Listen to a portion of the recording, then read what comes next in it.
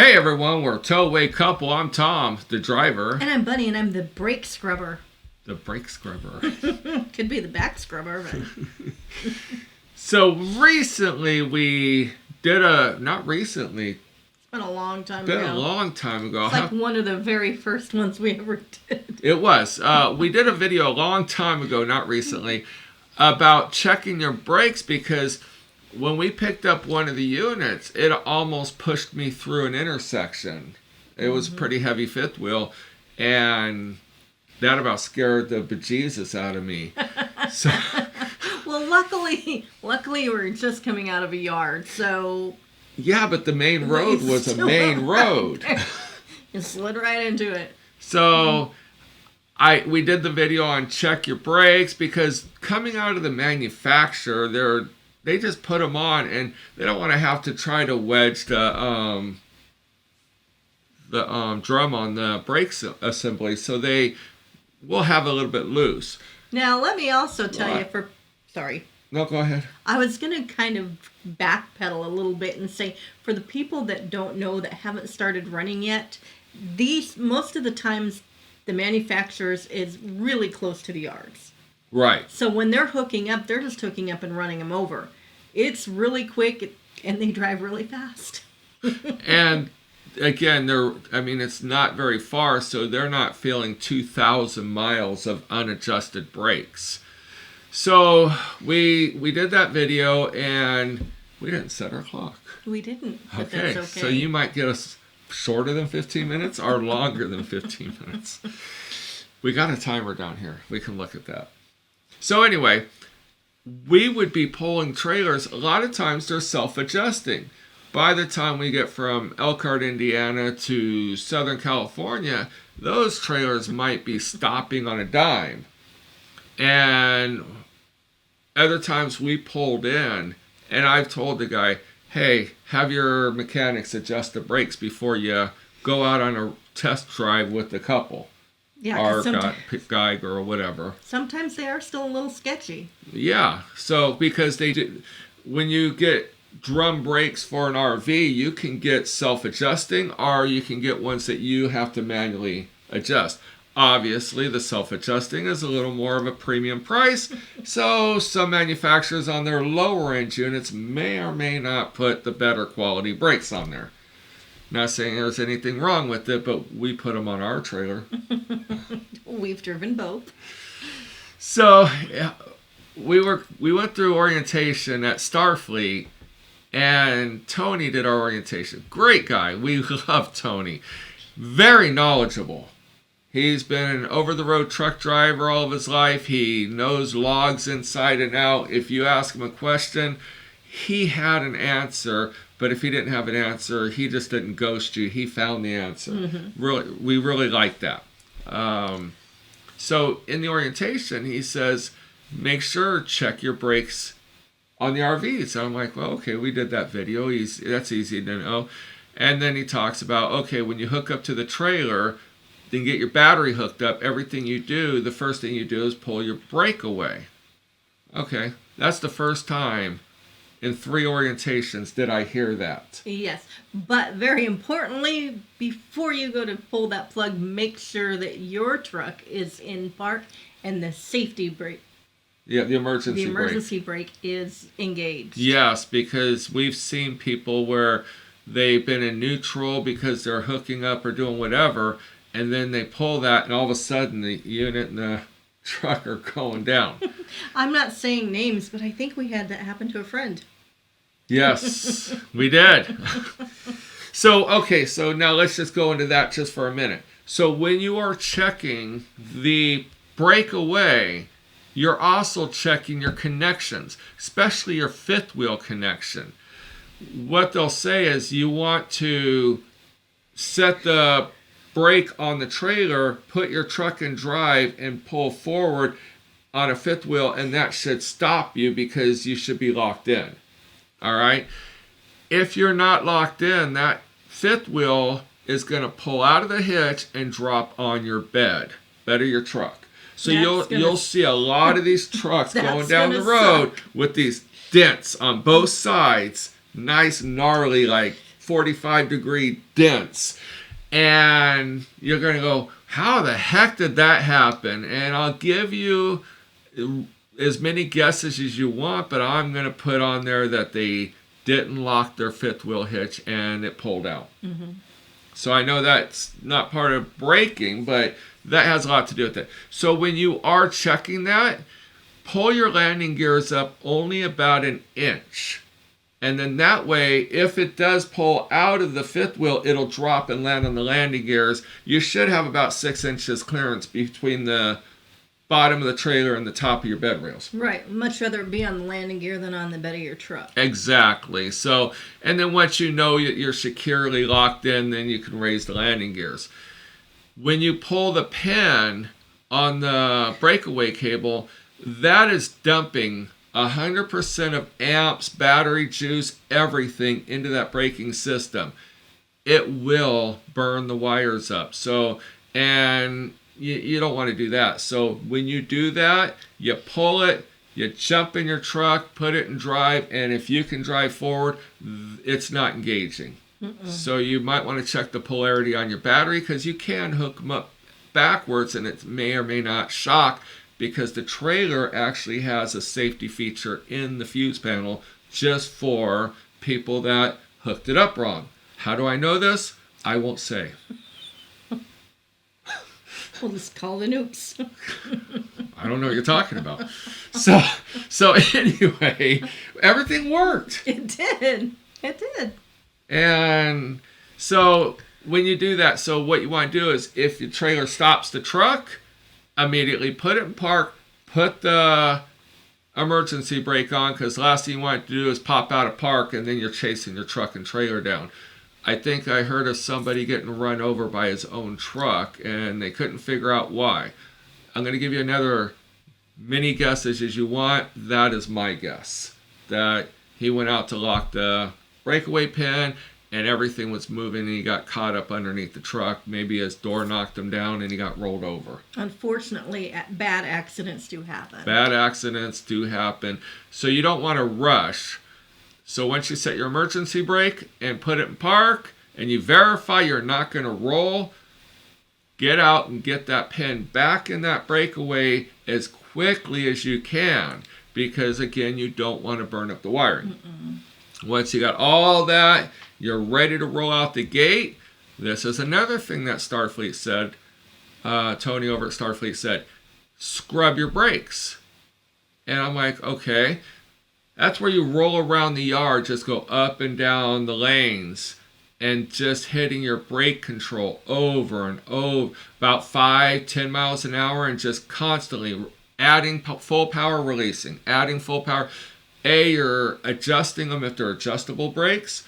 B, you're scuffing up the surface, because a lot of times there may be oil or just maybe glossy from the manufacturer, and you just want to create a binding area for them to break. Well, I've got another one coming up. We're coming up into winter, so they might be a little frozen too. Yeah, so with that, some people bring propane torches, and they'll torch the back of the brake, but you got to be very careful. You're just trying to defrost them, because the freezing temperatures can keep them from expanding. Or they've expanded and it will keep them from retracting. And you get in your truck and you drive forward, you lunge, and you can't figure it out for the life of you. That could be a reason. Some people have a big rubber mallet, or even the little 3-pound sledgehammers you can get from Harbor Freight for $5. They'll go under there and they'll just tap all around the brake backing plate to create a vibration to hopefully break up any residual ice or moisture that caused it to expand or retract.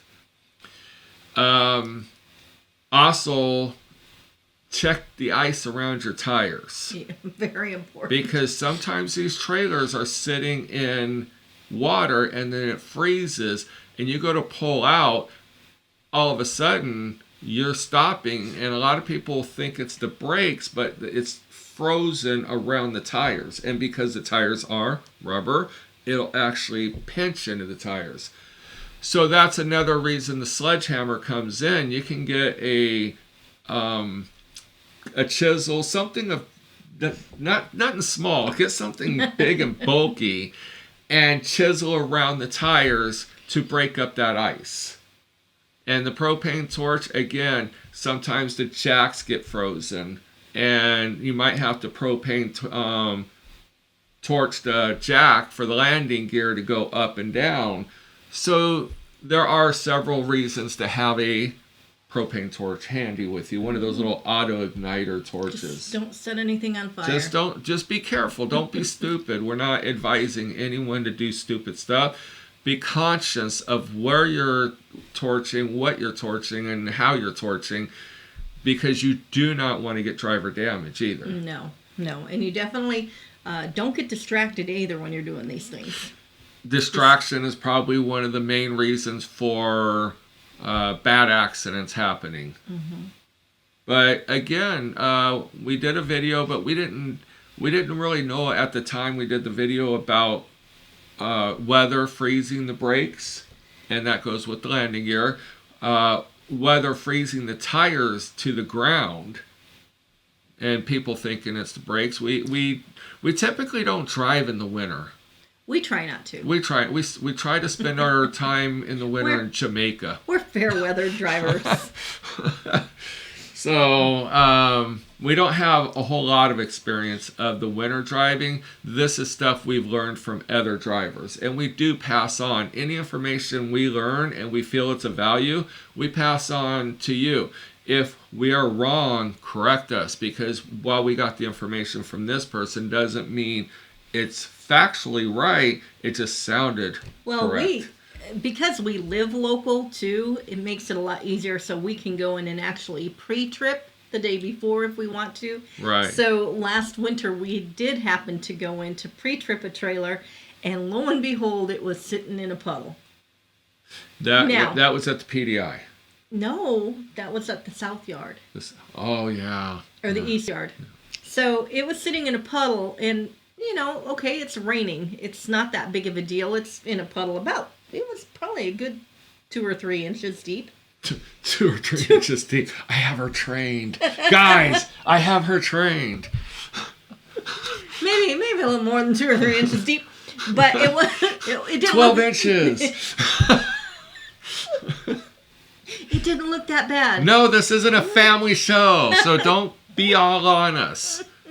But anyways, it didn't look that bad, and but I remembered it was going to freeze that night and a big snowstorm coming in. So there was a couple places we could put it, so we hooked it up and moved it over into a different part. Up above water level. Sure as hell. We came in the next morning, and where that trailer was sitting was completely frozen over. Yeah, it was a solid sheet of ice. The whole trailer, we would have been screwed. Yes. So one time we were at the PDI, and which is the giant RV where General RV. They take all the trailers there, and then that's where you pick them up from.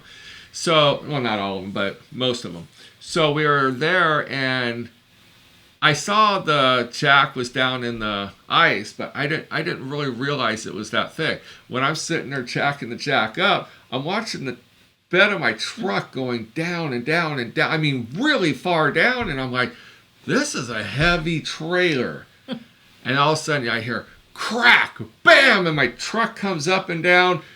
I kid you not, it was probably, I'm going to be a little more accurate, 5 inches of ice on the jack, the base of the jack, that when it pulled up. But the ice was so strong, it was going to pull the truck down.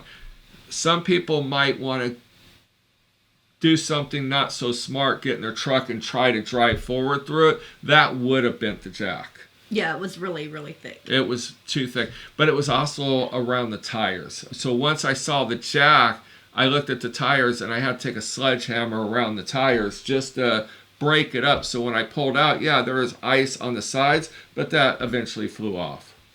Mm-hmm. So I did really good. Yeah. Now, one other thing too, real quick. Oh, we have another thing? I was just going to say, right now is the time that you want to buy your small little shovels. We just bought 2. We did. That's what I was going to say. We bought 2 little shovels at Costco for $25. And they're telescoping. Yeah, and they're metal. And again, look on our Instagram. We'll take a picture today and post it on Instagram. It comes in a 2-pack. Do you need a 2-pack? Probably not. But maybe if you talk to another driver and say, hey, they're $25. We each go in on $15 each with tax. You can get a really cool small shovel that goes far enough out. We bought an actual wood-handled, short, snubby, flat shovel to dig ourselves out of the snow. And these ones, I think, will do just as good of a job, if not better. They're lighter, and they're smaller and compact, and we can put them in our toolbox. And we definitely need to. Yeah, in the winter, we did have to dig the trailers out many times, because when the plows come through, they plow the roadway, but then they push all the snow right in front of our trailers. Well, and like I said, we have two trucks, but also this way we can dig one truck out and then we can dig out the other. Or just dig one out and pull the other one out. I have the tow strap now. I don't think we're going to get stuck now this year. I don't think so. We'll play it safe. All right, so check your brakes. We thought we'd do a follow-up video. We'll put a link to the original video in the description. And at the very end of this video, you'll see a blue screen with a couple suggested videos. We'll make it one of the suggested videos. Don't forget, jump on our Instagram and Twitter, TowawayCouple. Follow us on both of those. Subscribe to our podcast and our YouTube channel. And check out TowawayCouple.com for resources, different things we use in our trucks. And if you want more information than our opinions, which mean absolutely nothing, go to our Facebook group, RV Transport Group for New People. And we have a bunch of experienced transporters in there that are more than willing to offer what works for them as well. Mm-hmm. So until next time, we'll see you down the road.